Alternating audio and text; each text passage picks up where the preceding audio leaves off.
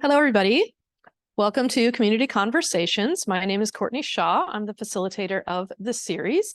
I am also the speaker next week. So if you come back next week, you get to see me talk about the culture of dating and courting and how it has changed over American history. And I am also the representative of the Social Sciences Department, who is announcing that we have a Vest Memorial Lecture coming up on Thursday, May 11th at 7 p.m. So I've got some flyers in the back for that as well. We are welcoming Dr. Rebecca Thorpe from the University of Washington. She's a political scientist, and she's going to be talking about state violence, resistance, and implications for American politics. So please pick up a flyer for that if you're interested. That is an evening event that we'll be having that is open to the public.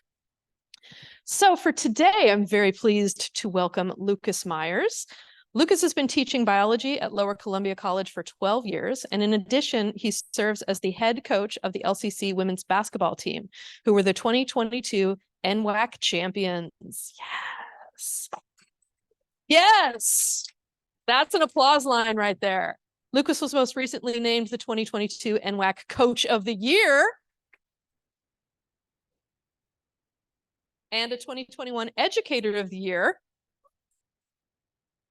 by Instructure Learning Management Systems. Please welcome Lucas Myers. I'm pretty sure I peaked in 2022 then. Champs, Coach of the Year, Educator of the Year, it's done. Today we're gonna be talking about how to build, but also just what an effective sports team culture looks like. You know, I think we hear a lot of stuff, we see a lot of things.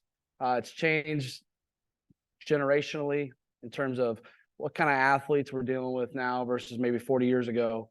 And it also, the coaches have changed, the environment's changed, all those things. But I think the tenets we're going to talk about today haven't, right? Because we're still dealing with people. And so we're going to talk about what team culture looks like and what an effective team culture looks like. And we're lucky enough to have a few videos from some former Red Devils that are going to talk about their experience in real short clips as well, in terms of what was important, what was valuable, and as their time at LCC and their the values of team that really spoke to them. So developing an effective sports team culture. We're going to start off though with a little video to get us inspired here a little bit.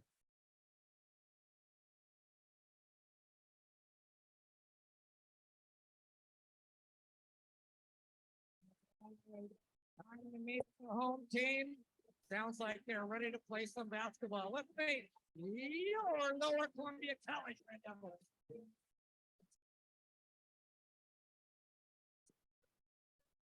The ball is and there you are.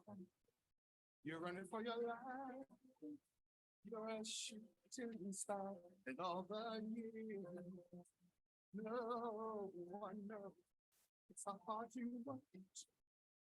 But now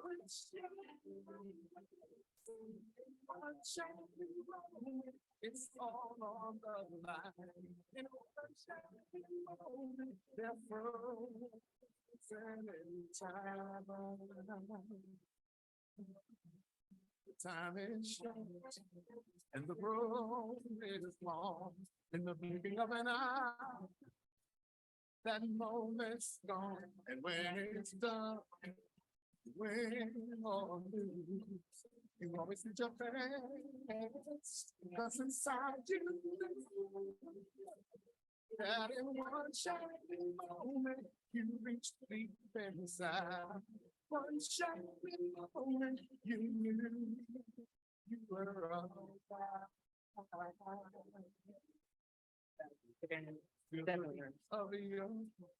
feel the wind in your face. It's more than a contest. It's more than a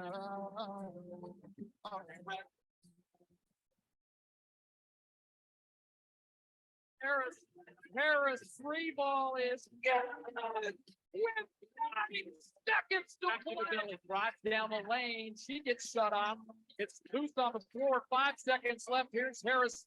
Harris, can she do it again? Here is Chinadu Dottie. You're willing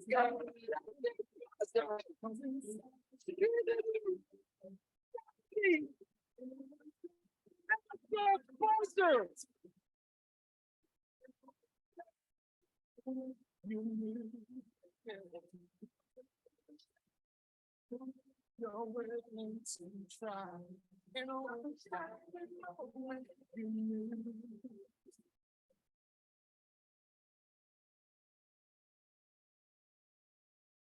One shining moment.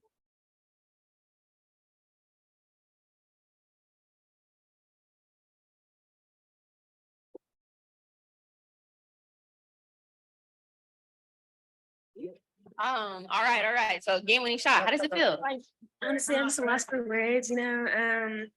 Like I said, thank you so much for believing in me, honestly. Like you did. I really Like I was literally like, I'm just happy to that way. champs. We're champs. Champs. We're champs. Let's go.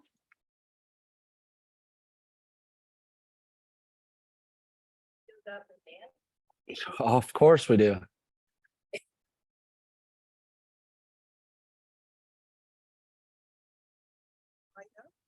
So that whole thing there at the end of that video where the backboard lit up was because that was the end of the game. So that lighting up was the buzzer going off. So that she had to let go of it before that light went off. So and that was the championship game in overtime, actually. So the first three you saw was to put it in overtime. The last three you saw was the buzzer beater to win it.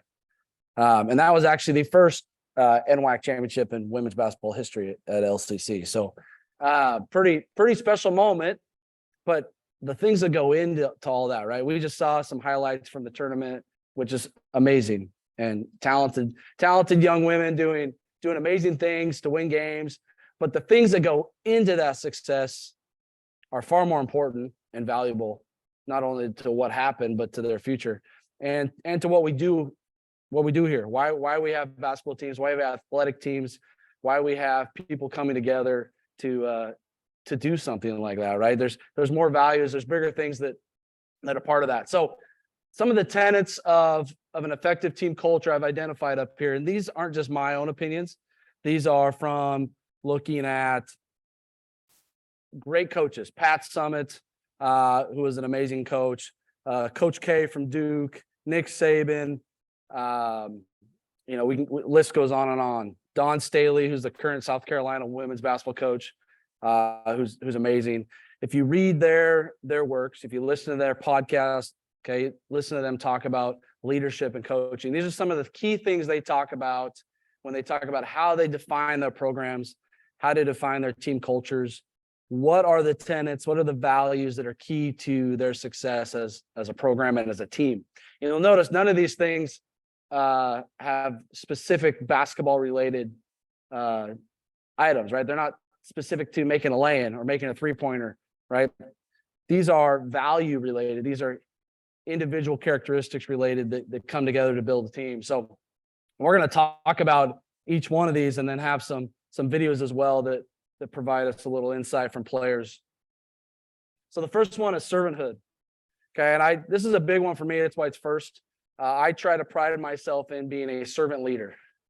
Okay, which means I'm going to, one, put my team, my coaching staff ahead of my own needs on a regular basis in terms of what we need in our program. Okay, so the other part is modeling that. Okay, if I want my players to be willing to serve their teammates, okay, for example, every year I have a player that's in charge of washing the laundry. Seems like a pretty terrible job. Okay, boring job, but it's an important job. Those practice jerseys have to be ready every day before practice, washed, ready to go, and laid out for their teammates. Okay, that's being a servant leader, being willing to do that. And we don't often pay them for that. It's just a part of the commitment to being on the team and a role someone takes on. Okay, but it is the servant leadership that they are taking that on and being willing to watch those close. Now I have to do that in order to lead that. I have to provide that example. Okay, I have to provide that example. We also do it in the community. Okay, so in a team, you got to have that servanthood, that servant mindset. Okay, now that also applies to just little details every day. serving others every day. If your teammate calls you and needs help, are you willing to go help them out? If your teammate needs a ride to the grocery store, which happens all the time, all right, are you going to go help them out? Servanthood, being a servant leader, putting the people around you ahead of your own kind of selfish desires. That's a key thing in our program. And I'll say this all the time, a team will never do anything its leader won't. That's not just its coach. That's all the way down to whoever the leaders on the program are at the player level. A team is not going to do what its leader won't. So if I'm not willing to wash clothes, if I'm not willing to take those white jerseys that are getting older and stained and put OxyClean on them and spend a couple hours cleaning them, how can I expect my own players to be servants to their teammates? How can I expect my own players to model that the rest of their life? So it's something as a coaching staff, we make sure we really take heart into is serving, spending extra time with our players, doing what we need to do, walk them to admissions, walk them to tuition, where they can pay their tuition, walk them to the bookstore, take them to the grocery store, all those things that need to happen to help people out, right? So being servants. We also do this in the community as well. And I think if you look at a lot of great programs, they do a ton of community service. Okay, this is an example from during COVID where we helped build a rec center. It's on Commerce. We actually went in and did a lot of the kind of the initial work, painting and everything before they went in and got it ready for children to be able to use it. But a lot of our players did the chip. They had to chip away at all that old paint. They had to get rid of concrete, and they had a good time doing it. But no one's getting paid there. That's community service and getting out in the community. This year we had 5 women's basketball players coaching youth basketball teams in our community. Not one of them had a sibling on that team. That was a youth program director calling me because I have kids in there, so I'm busy coaching, calling me and asking me for coaches because there's not enough people that can do it. And that's 5 of my 18 to 20-year-old young women players being willing to spend their Saturday mornings before our games, their Tuesday and Thursday evenings. Kinsey did do an amazing job coaching. Yeah, Kinsey Ramsey is who they're referring to, and Kinsey she did an amazing job and still is working with some of the boys off that tournament team. And that's the other part is it wasn't just like we're women athletes. Somebody think, oh, they're just working with the girls team, but half of them were coaching boys teams, which I think it was amazing to see and fun for me to go watch on Saturdays, watch them coach. But that's having that servant leadership. It's modeled in our program, and it's much bigger than basketball, right? Much bigger than basketball. Next one is trust. Trust. I think this is a tough one. The interesting part about a junior college, and I think there's facets of this at all levels, but a junior college, you get 2 years, right? And every year is basically a whole new team because you got to bring in 7 to 8 players every year. This year we're looking at bringing in 9 or 10 freshmen. So you got 9 or 10 different personalities coming in with 4 or 5 returners. And in 12 months, and really shorter than that, if you want to have a great season, you got to get them to buy into what you're doing. You got to get them to trust each other. You got to get them to trust you, and you have to trust them. It's a lot of work. There's probably people in here who can think of the amount of years they've spent with someone and still at times have struggled to trust them. So think about having all these different personalities and putting them in a room and in a highly competitive environment and building trust. But I would say it's one of the quickest ways to have your team erode is when this disappears. And I think every coach could tell you moments where they've dealt with trust issues on their team, where they've dealt with teammates who struggled in this regard. But the first thing I'll say about it is it's a two-way street. Players have to trust me first. They got to be able to trust the coaches. Do the coaches have their best interest in heart? Do the coaches know what they're doing? They've got to have that trust there. Do they care about them more than just a basketball player? They got to trust that. They got to trust each other as teammates. And then coaches have to trust each other. If I have assistant coaches, we have to be on the same page. We have to trust what we're doing. We have to have that trust with each other so that we can work through problems. So it's a two-way street at multiple levels. You got to have that trust. Now, how do you get there? Brene Brown. Anybody ever heard of Brene Brown? Yeah, Brene Brown, if I could say her name correctly, she's a world-renowned researcher. And she focuses a lot on trust, relationships, anxieties, perfections, a lot of these things that we struggle with, just these human things we struggle with. And she talks about the 7 tenets of trust. And so there's a bunch of things that go into how you develop trusting relationships. And I think a lot of them fit into these next 3 things we're going to talk about. But one of the key things she talks about is vulnerability, being vulnerable as humans. And I would say that is probably one of the most difficult things for people to do, is be vulnerable. And it's something we ask of our players, and it's something as coaches I try to be. And what does that mean? Well, what it means is I have to be willing to be authentic in who I am, and be willing to share some frustrations and some stresses, and open up to my players to allow them to also do that in the same way, right? If a player walks into their environment with their team and opens up and shows who they truly are, and explains maybe frustrations in their lives or stresses or just having a bad day, and they are immediately made fun of or judged or ignored, you're never going to get trust. Okay. In order for you to truly have trusting relationships in that culture, is you've got to be vulnerable with each other, and you got to be comfortable with that. And it's hard. So it actually takes, as coaches, it takes forcefully making that happen, and then allowing it authentically to happen as well, or organically. So something we do a lot of times at the end of practices, we call it spotlight.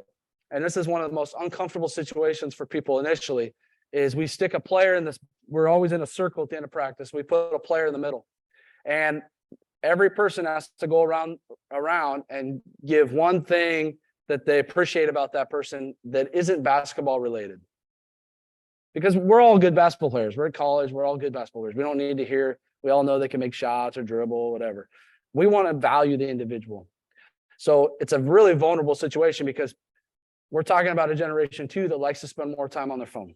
So they can text that person that, but speaking it sometimes is a lot harder. And now you have 18 of us in a circle talking about that person who's by themselves in the middle circle. So it's a very much an uncomfortable situation at first, very vulnerable feeling, but it really helps build that trust. It really helps us open up a little bit.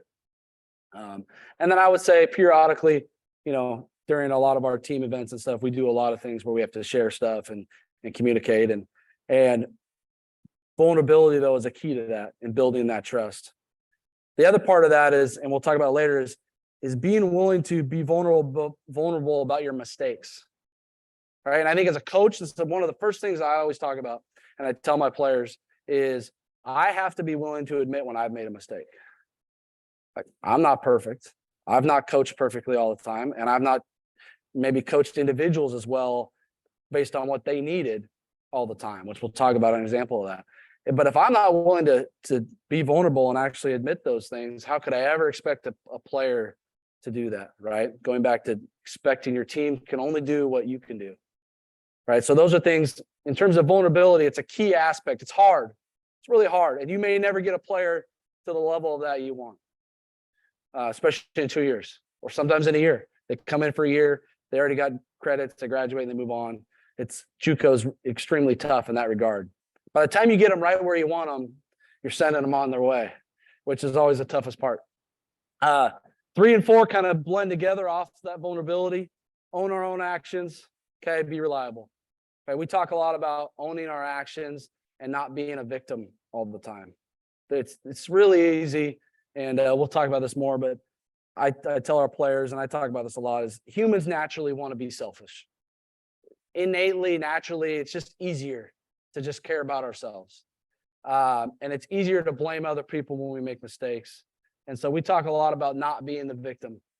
If you make a mistake, take the ownership, deal with it, don't blame other people. And that's as simple as, if you make a bad pass in practice and you tell me it was someone else's fault, you're going to get a grumpy coach. Because I want people to take ownership, right? Even if it was someone else's fault, take ownership. You threw the ball, right? Take ownership. And so we want to work on that. If we all take ownership and we don't blame other people, that helps build that trust as well. And then reliability, right? It's really hard to trust someone who's not reliable.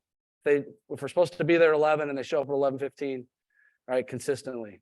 if they're supposed to get good grades and they're struggling or they're not going to class, right, and they're not getting the help they need, right, if they tell a teammate they're going to be there to pick them up and they're not, pretty soon that's going to erode the trust between players and coaches of players.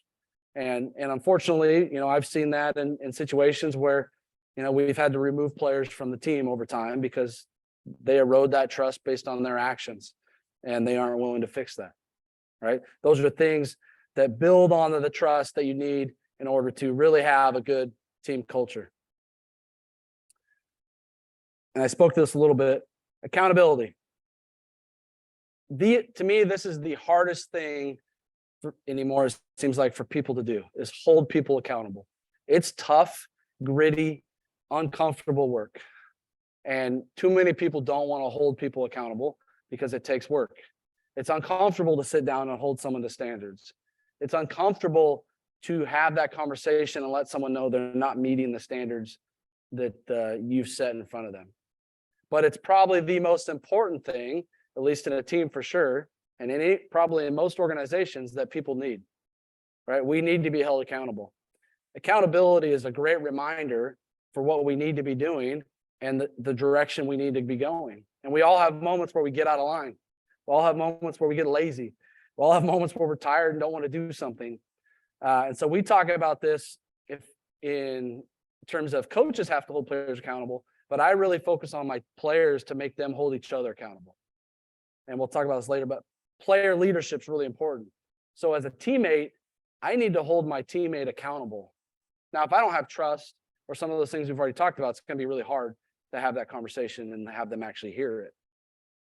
But you got to have players that can hold each other accountable. And if you choose not to, for example, if I know my teammate's not working hard or they're skipping things that they should be going to, and I don't do anything about it because I don't want to have that uncomfortable conversation, really, I'm actually being selfish. I'm choosing not to hold my teammate accountable because I don't want to have that conversation, which is a selfish act. So this quote of failing to hold someone accountable is ultimately an act of selfishness. It's really key in our program, right? When we choose to not do something that becomes the detriment of my program, I'm being selfish at heart. And that's tough. It's tough to go to your teammate and hold them accountable, but it's key. Coaches have to hold each other accountable. Coaches have to hold players accountable, and players have to hold each other accountable. If you don't have that, you're not going to be able to have the team culture you want.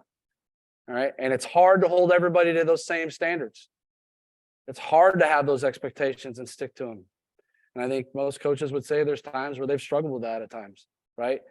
You're also dealing with a lot of different people from different backgrounds and different situations. And sometimes you want to manipulate those expectations at times for that person. And sometimes it helps you and sometimes it comes back to bite you.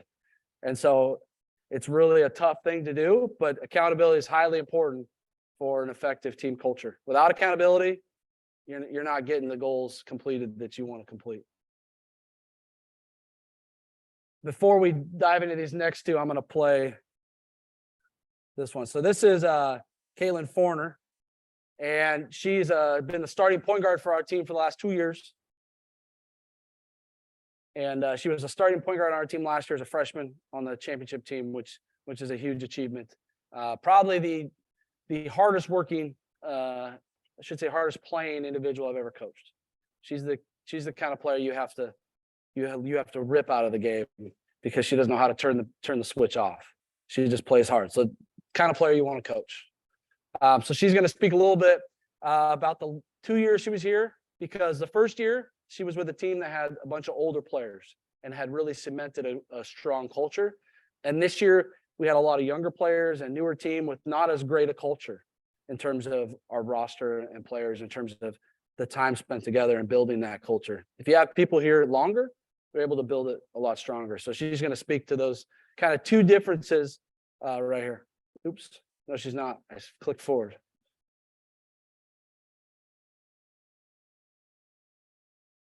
So I feel like the biggest thing about team culture from my first year to my second year was accountability and effort.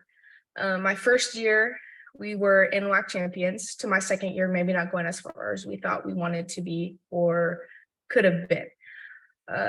just the environment for my first year, we put in extra work. We were always competitive, ready to play. Every day was just everyone wanted to be there, even if maybe they didn't want to. It was putting everything aside and getting on the court and just playing for each other to get that ultimate goal together.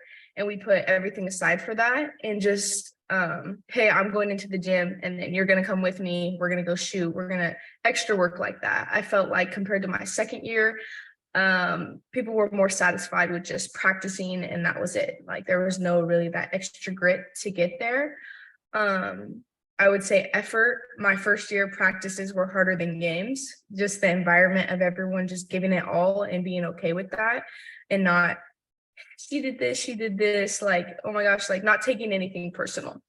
My second year, I felt a little more of that in the opposite way of just like, it wasn't as competitive. So I feel like the effort you bring and the accountability and those who surround you to give those things is a big impact to sports. And just you can have talent, but having the team culture to build each other up in that environment helps dramatically in the end. And I felt like my first year to my second year, it really proved that to me. Yeah. So she talks about the difference between the first year and second year, and some of the things we've already talked about. Holding each other accountable. Her second year, players didn't necessarily hold each other accountable as well. There was a struggle there. We didn't have some of those core leaders. Now they had a great year. They only lost a handful of games and won 20 games. Like they had a great year. But when you look at the things underneath that, right? A lot of times people just look at the wins and losses, but there's far more happening on a team, right? And so she describes the differences between effort and practice. Her first year to second year. Her first year, it was a battle every day. Everybody competed hard every day and held each other accountable every day. Second year, it was pulling teeth and nails sometimes to get everybody to compete and do that every day, right? And so every year in roster is different in that way. But if you can get a team to hold each other accountable and get to those standards by having some clear expectations that they're gonna follow, then you can get a lot more out of that team. I would say the team that won the title, not the most talented team in the NWAC. They were just the best team. They weren't the most talented, they were the best team. In fact, they beat the most talented team in the Final Four, who was undefeated. But they were the best team, partly because of all the things we've talked about so far. And they gelled together really well. Were they best friends outside of practice? No. But the minute they walked in that gym, they were together and they were following some of these tenets. Now, a couple of areas that people do tend to struggle with is a coach in a program. If you don't have clear expectations, that's going to be a problem. You got to have clear expectations. You got to be a direct communicator on those with your players, with anybody in the program, so that they know what to expect. They know what they need to do. That way they can understand how to hold themselves accountable to that and where they need to go. The other part, honest feedback. Now, this is something that even when I'm recruiting and when I'm coaching, I talk about a lot because, and I would say anymore, I see this, we struggle even forget about sports, at all levels right now, of taking feedback and giving constructive feedback. And so I really talk a lot about in our program about giving direct feedback and taking it and understanding that we're here to get better. We're not here. Any feedback I give you isn't to tear you down. It isn't to make you feel bad about yourself. You're here to become a better person and a better player. So any feedback provided to you in this situation, one, it's going to get left in here. The minute we walk out the door, we're going to go have fun, whatever. But in here, if I tell you how to do something and you're not doing it right, this is just to help us get better. And it's for the betterment of you and the team. And so we talk a lot about giving that honest feedback. And I also tell players that they need to be willing to come give me that feedback. If they have an issue, if they see a problem, they can come have an adult conversation with me. Now, we don't put up with what I call toddler reactions, which is frustration and yelling and whatever in practice, right? Throwing a basketball because they're irritated, right? They're not 5, right? So I tell them we can have adult conversations. I don't mind disagreeing with you. I don't mind you having a disagreement with me. Maybe I'll see it differently. but let's have that conversation. So give me honest feedback as much as I'm going to give you honest feedback. To me, it's very much a partnership in that way when you're coaching young adults. And there's far more in their brain that they can give you that will be helpful than we often give them credit for. And that, to me, that's a really important value. And especially, I think the generations that are coming up, they want more of that. It's less of yes, sir, and more of they want that dialogue to be able to grow and experience that. Now, connected to that is humility, because as a coach, sometimes it's hard to put aside your ego and be willing to listen to feedback from a player. But humility is a key part of any program. To do the things we've talked about, to be vulnerable, to be held accountable, to trust, to get feedback, all those things we've talked about, you've got to be humble. You've got to be willing to put your ego aside and have humility to understand that there's more important things going on here than your own individual needs. A team is far more important. An organization is far more important than my individual basketball desires at any moment. And that's hard to do. It's extremely hard to do. Okay, but you got to have humility. If you don't have humility, it'll get in the way of what you're trying to do as a team all the time. Our own ego. If you're stat hungry as a player and you're searching for stats all the time, yeah, we want to know our stats, and it's important for us because we got to transfer these kids to other places. But if all you're consumed by is your stats, you're not really focused on the bigger goals of the team, right? If you're concerned about your date later that night, you're texting your phone the minute practice is over, right? You're putting your own needs, your own desires, your things in front of what you're trying to do as a team, right? If you're unwilling to play a certain role on the team because you think you should be better, all right, and I got some examples for those, that's going to hurt you as well. So you got to be humble.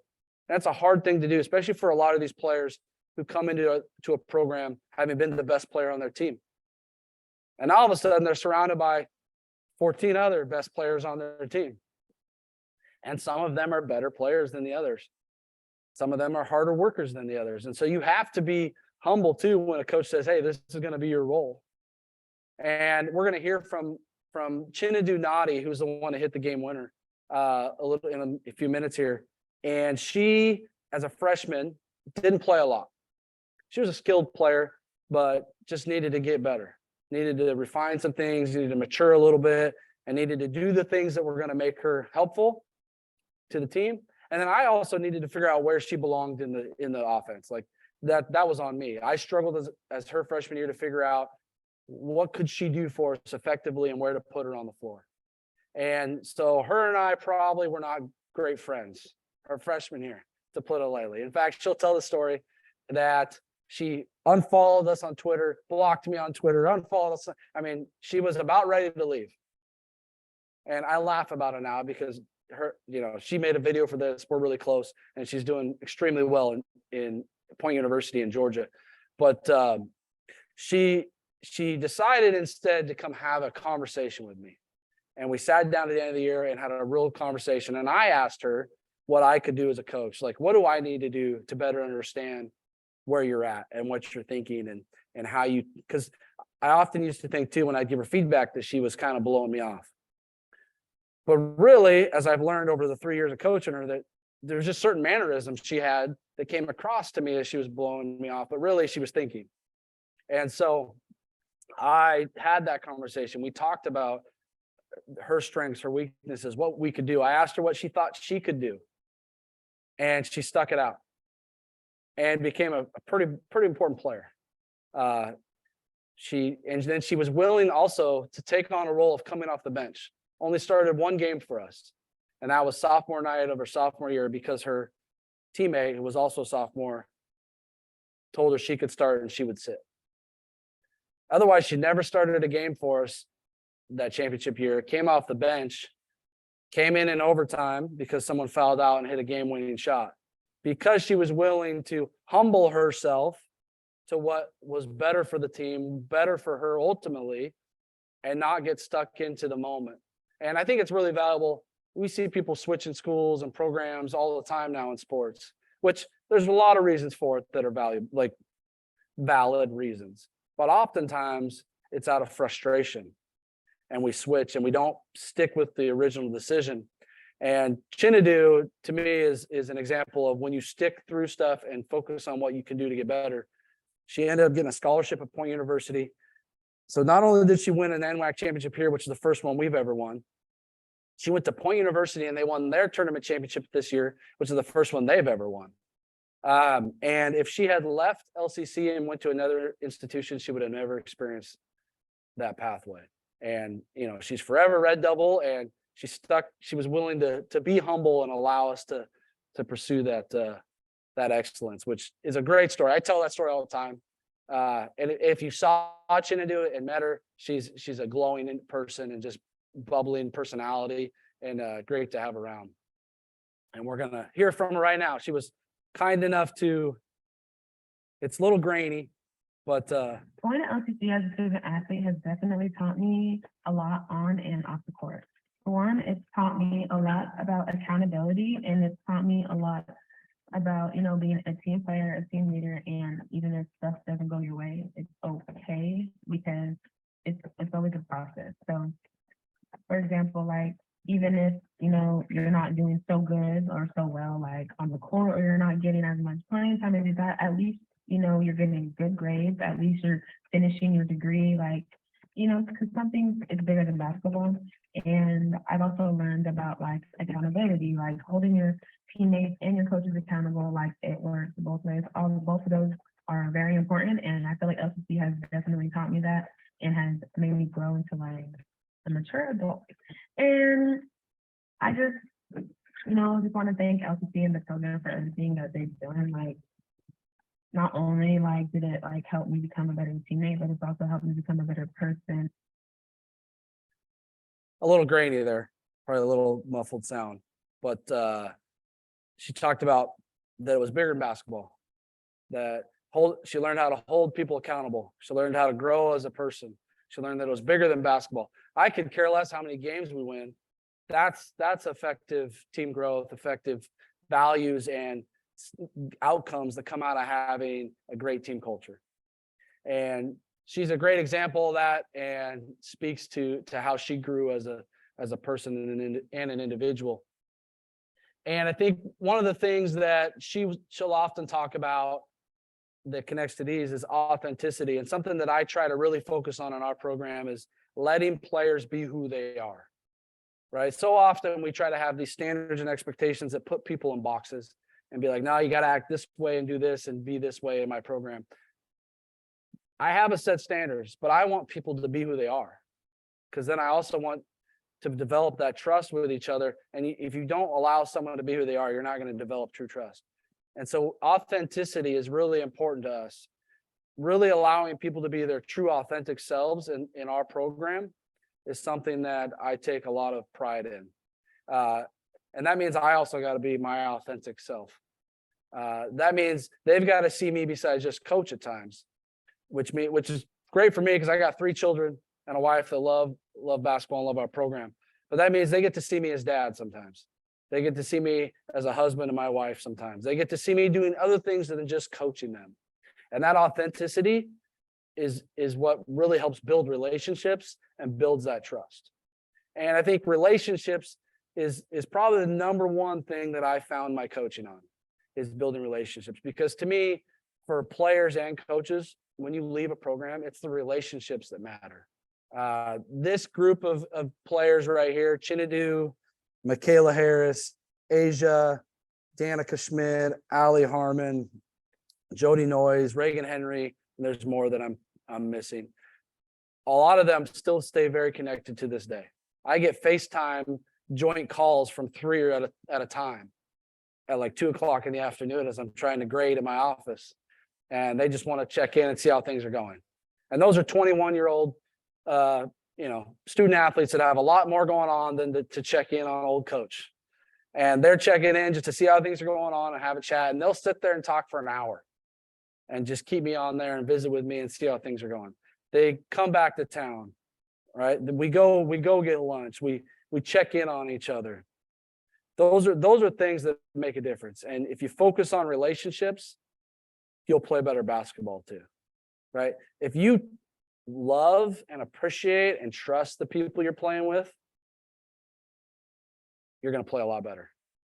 All right. And I didn't use love in here, but all of these things to me are part of loving a person. And that's something we speak a lot about our program is really truly getting to the point where we do love our teammates and we use that word. I have players that call me and when they sign off, they say, "Love you, coach." And to me, that's powerful because that's what's going to last a lifetime. That's what's going to transcend generations of people is when we can approach coaching and developing in that way. At some point, I'm going to die. Wins and losses aren't going to matter in terms of what happened here. What's going to matter is the people that I coached and then how they treat other people and how they coach people and how they raise their children. That's what's going to change lives. And so that's something we really take pride in around relationships. Going to We're LCCS here as an again. athlete has definitely taught me a lot on and We got a couple more here and then we'll have time for any questions you have. But another one here is be intentional. Intentionality. And this is a little more maybe it can be basketball oriented at times, but we talk a lot about being intentional about everything you do. Okay. So we, as a team, if our goal is to win the West Region Championship before we go to the NWAC tournament, then everything I do as a basketball player should align with that. If anything I'm doing as a basketball player does not align with the goal, then I'm not being intentional about my actions. If I'm trying to be a great teammate, I need to be intentional about that. What do I do that makes me a great teammate? Right? We should be intentional and have purpose with everything we do in our program. We're going to screw up 100%. It's not going to happen all the time. But it's something that you can reiterate and talk about, right? If you want to be successful, you got to be intentional about what you do. Success doesn't just happen because you wake up in the morning. Okay. And all of these things that we've talked about, and this is part of this conversation when we have with our players, is you have to make a decision every day when you wake up in the morning to do these things. Life would be a lot easier if we just naturally did them.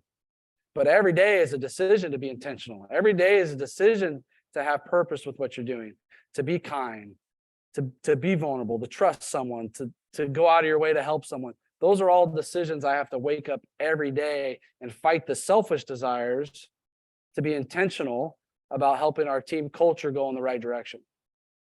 All right. And as a coach, it's the same thing. I got to be intentional about everything I do. If I'm going to have a team meeting, I got to be very intentional about what is this team meeting about and how is it directing us. Every drill I do, everything I say in practice has to be intentional towards what we're trying to accomplish. Otherwise, pretty soon my voice becomes unimportant, because if what I'm doing does not align with the goals of the program, then I'm not valuable. Right? So you have to be very intentional about what you're doing. Have purpose with everything you do in your program and in your team. We'll just talk on this real briefly. I threw Duke on here for Courtney. Yep, of course. But player leadership. A player-led team will always surpass a coach-led team. What that means is you've got to have leadership on your team that can push the team forward. It can't always be my voice. Can't always be an assistant coach's voice. Players have to have their own leadership. It doesn't mean it has to be one person, but you've got to have a team of young individuals that want that goal more than me.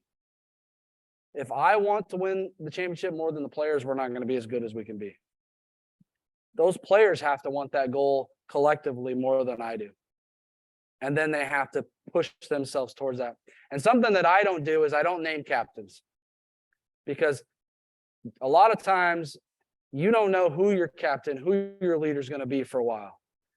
And then sometimes it's not the person you want on paper, but it's the person that team's going to follow. And so what you have to do is you have to identify who are the leaders on your team that your team's going to follow. And then you have to build up and support that person to help them do that. Because there's been plenty of times where I've had great leaders that at the beginning of the year, if you would have asked me if that person was a captain, I'd said, no, we're not going to have that person captain. Not on their track record. But that's the kid that team's following. They're the one that's diving on the floor for the loose ball. They're the one that just has that personality. And so as a coach, you then have to support that player because you know that the team's following that player. And you need player leadership. Because as I've often seen, when you just identify a captain you like, that's not always the person the team's going to follow. Right. And so we don't name captains. All right. Leadership develops. Okay. And you have to be intentional as a coach about that. It's a whole nother topic. And you start to see who teams will follow as you build that. But if you don't have player leadership, you're not going to go as far as you can. Last video here of a player, Allie Harmon. She's a local kid from Kelso, now plays at Western Oregon University. My time at LCC and being a part of the LCC women's basketball team was one of the most funnest and greatest times in my life. I was able to grow as a person and as a basketball player. And I think growth mindset is such a big aspect of team culture. And I think that everybody should strive to just become a better person as well as the best teammate and player that they can be. So adaptability, growth mindset, Allie says it well there. We should always be trying to get better. And that ties into all the things we've done, talked about, clear expectations, holding people accountable, right? You've got to want to grow as a player. You got to have that mindset in your program. You've got to be open to that. And that's also being vulnerable. You got to be vulnerable to want to grow and get feedback and get better. You got to open yourself up to that. No one likes criticism, whether they say they do or not. But you got to welcome it and own it in order to get better. And that's a hard thing to do.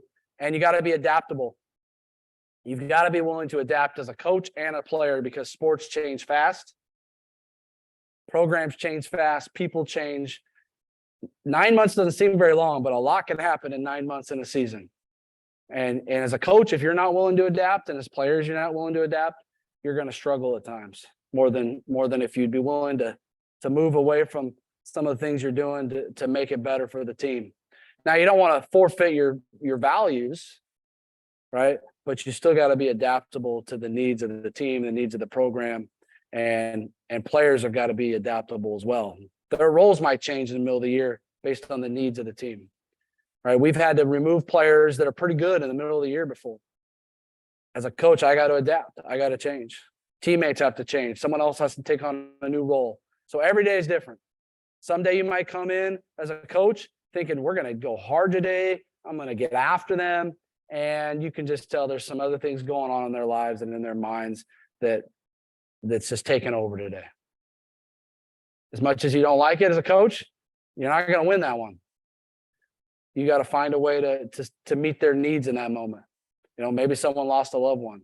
Maybe someone's struggling with health, medical things they haven't told you about. There's a lot of things when you're dealing with 18 to 20-year-olds that you learn. There's nothing that's ever prepared me for coaching 18 to 20-year-old young women in college. Nothing. So you got to be adaptable and have a growth mindset as a coach and as a player. And Allie is so tied to this program. She's coming back today for an open gym. She'll drive an hour and a half just open gym. She's probably one that texts and calls me every week. She is a LCC Red Devil forever. My time at LCC. I keep restarting these. The LCC women. I can just figure out how to function there. So those are the main tenets of what I deem, and based on reading years and years of work by other great coaches, what I would say is the tenets of effective team culture. But any questions? Thank you for speaking. This is really interesting. I have my several grandchildren. I had one granddaughter who was not very good in basketball, but she played, and her dad was a little disappointed because he played a lot in college, and she wasn't real aggressive. But I don't know why she wasn't as good as she just didn't apply herself. But she was there and she played, and then I have two other grandchildren too. One that's playing football. He's like 13 years old in California. And it's so comforting as a grandmother to see them get so involved in sports and things that they leave some of this other crappy stuff out there and they don't get involved. And that's a huge thing. It really is. And so I have several of them. And my youngest grandson, he's just energetic and everything. He's not involved in anything yet, but I'm waiting for him this to happen to him too, because I know that if they do that, I can kind of count on them to be good citizens. And it applies to music, or it applies to theater, anything where you have a team that you have to rely on each other. So anyway, thank you very much for presenting this. Yeah, thank you. Thanks for sharing. I'm really curious to understand the different styles, I'm going to call it leadership energy, that you've experienced. Are there names for them? And does it morph over the season? I presume it does. And would you have like a early leader who falls away, not leaves the team, but falls away because the style of the playing changes and therefore his skills are less valuable than somebody else who has improved? Is that too many questions all in the same place? A blowout there. No, that makes, I completely understand what you're saying. And I think I can describe it well by talking about that leadership comes in different forms, 100%, right? There's leaders who are vocal and are going to be the talkers and loud on your teams. There's leaders who are going to lead by just being there and doing the dirty work every single day, and they're consistent, they're reliable, you can count on them. And it definitely does change. I mean, I could provide a ton of examples of where you see leadership change. And so what you have to do as a coach, in my opinion, is you have to point out, without pointing it out, the value of what those individuals are bringing. And you have to build that up as part of your program and really make a point of showing why that brings value, because then that puts it in front of everybody else's eyes. Because not every kid is going to see what you see as a coach. Oh, of course. And so if you see 3 or 4 different players leading in different energies, which I like that, you want to bring value to those energies. And so you should speak to those as a coach and point those out in moments that really shows the rest of the team, oh, I guess that makes sense. Yeah, let's pay attention to that. Or I need to match that energy, or I need to match what they're doing as well if I want to help lead this team. So yeah. Fascinating.